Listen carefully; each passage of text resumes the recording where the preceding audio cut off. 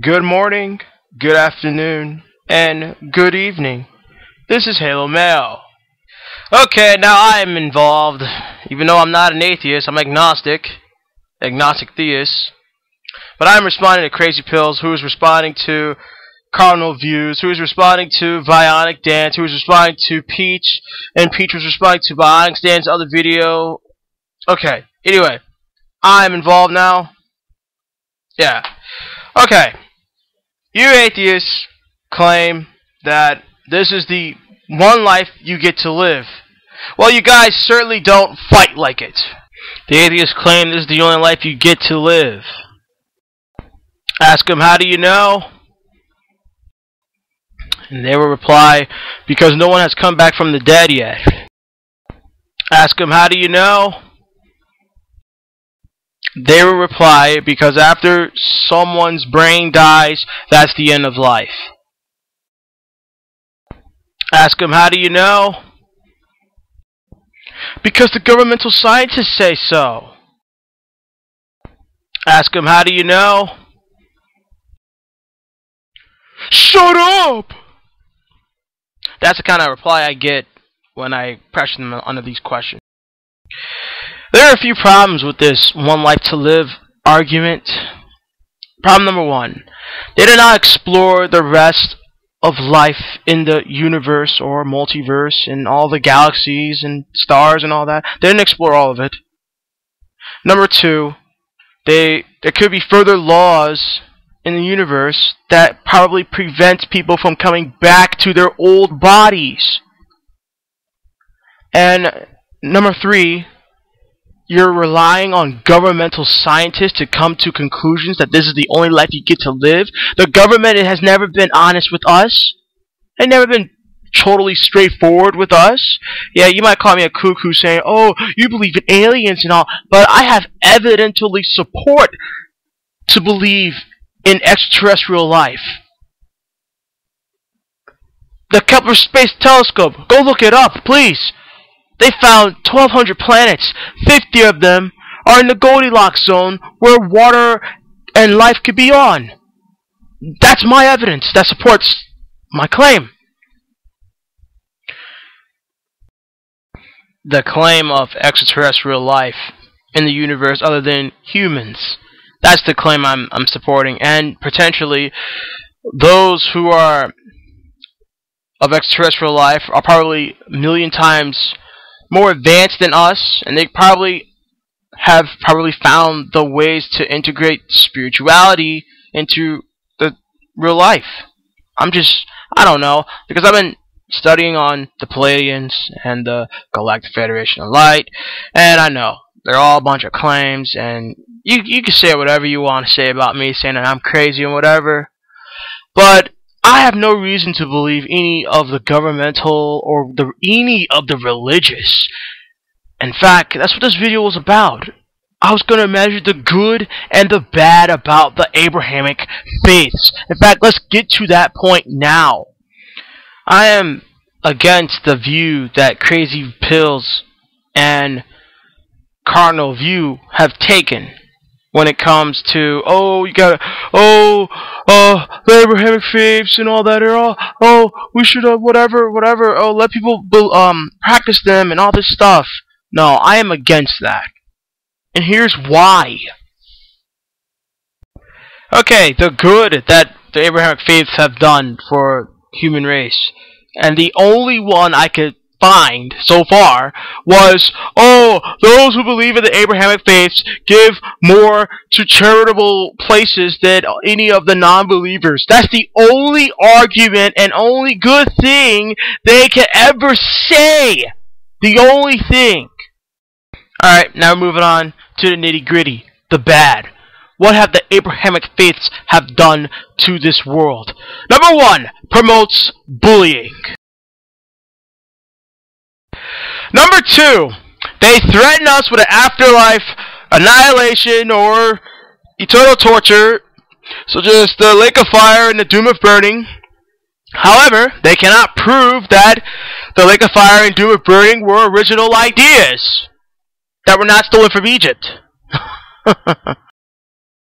Number three, The Abrahamic Faiths have poisoned the name of God and spirituality. They made all the other religions look bad because of the Abrahamic Faiths. And this is why atheists, just say, oh, there's no soul, oh, there's no afterlife, because of these religions of Christianity and Islam. Poison spirituality. That's number 3. Number 4, and my personal favorite, the Abrahamic Faiths are stopping extraterrestrial disclosure. You know why? Because the extraterrestrials have technology that can produce free energy. And these Abrahamic Faiths are also backed up by these big corporations. They're all backed up. This all ties into religion. This is why I am against.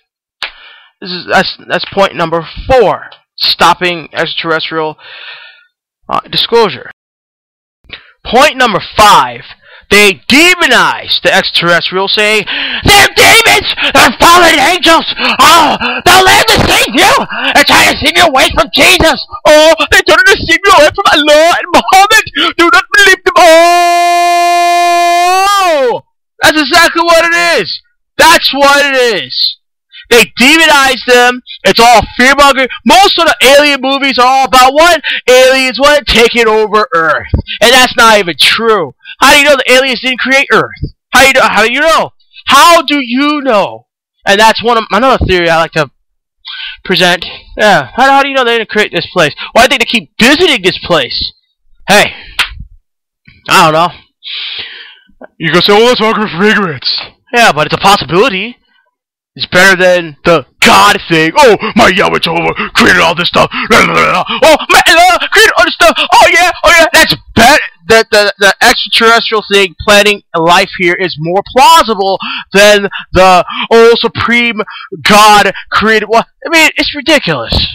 If you really take the Bible and the Quran seriously, it doesn't make any sense to what you really see in reality. And besides, Genesis has been disproven. It has been disproven. So that's point number, looks like 5? Yeah. Point number 6. Both holy books promote atrocities against mankind. They cannot get around this. Christians and Muslims can't get around this. Yeah, that's point number 6. Speaking of atrocities, point number 7, tens of millions are being killed around the world because they don't want to believe in these Abrahamic faiths. In some countries like Uganda and one of the African countries, they burn people up because they don't want to believe. And in the Islamic countries, the famous decapitation and beheading of non-believers. It's the famous beheading and stoning of people who fail to follow what the Quran says, right? That's point number 7. Point number 8. If you look back to my Christian No More video part 2, where we rushed towards the death of Madeline. And the reason why she died is because her parents refused to give her medical treatment for her diabetes, and they put their faith beyond the mustard seed of Jesus Christ. They depended on Jesus to try to heal Madeline instead of giving her medical treatment. And that's point number 8.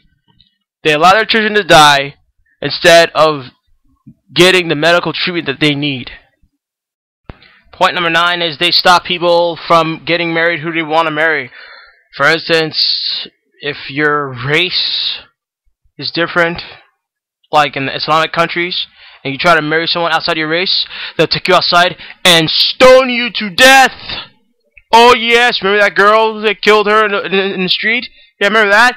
And then the gay, lesbian, transgender, bisexual community, they stopping them from getting married too. Yeah. That's point number 9, I think. Point number 10.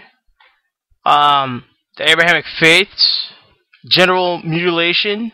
In Christianity, the guys have to get circumcised. And in Islam, they generally mutilate the woman's vagina or whatever. Yeah, it's sick. General mutilation is sick. General mutilation is on the list too. Point 11. Women are treated as second-class citizens in both religions. However, it's worse in Islam than it is in Christianity, but they still have misogyny, sexism, you know, the man is head of the woman, and all this stuff. That's what the Abrahamic Faiths support. Sexism, keeping women suppressed like they're cockroaches. They do not value women. That's point number 11. Point number 12, I know you can't see this, but I'm going to tell you. The Abrahamic Faiths want to censor your whole life. They don't want you to explore anything else. They want to censor you. They want to stop you from mocking against their religion. They want you to submit to their religion. That's what they want. We're not submitting anymore. And even if you get my channel banned, even if you get me banned off of YouTube, guess what? I'll create another channel. And another channel. You ban my IP address, I'll get another IP address, and I'll just keep going until your Abrahamic faith goes down, because your Abrahamic faiths are evil. That's point 12, censorship. Another point I can add to this list is that they discourage rational thought, and they discourage free thought, and they discourage you as a person to think for yourself. And it's in their books. Because in the Bible, verses saying, oh, do not rely on your own understanding, and oh, only a fool is wise in his own eyes, and all this, whatever. Yeah. My next point, and I'm going to stop doing the number thing, but my next point is, the religious texts, particularly in Christianity, I haven't looked through the Quran thoroughly yet, but I'll eventually get to it. But Christianity supports slavery. Jesus Christ himself supports slavery. In fact, if you go to Matthew chapter 10, verse 24, the student is not above the teacher, nor the servant above his master. That's not condemning slavery, that's approving slavery. There you go. Jesus Christ supports slavery. Well, too bad. That's why I'm anti-Christ. Because Christ is immoral. My next point is, you, the taxpayer, you have to pay higher taxes, but the religious don't have to pay no taxes. That's messed up, ain't it? It sure is messed up. Particularly on a lie. That cannot be, they can't even prove none of their claims to be true. That is messed up. It's messed up. My next point, what these Abrahamic faiths have done to this world, they have divided humanity up over minor differences.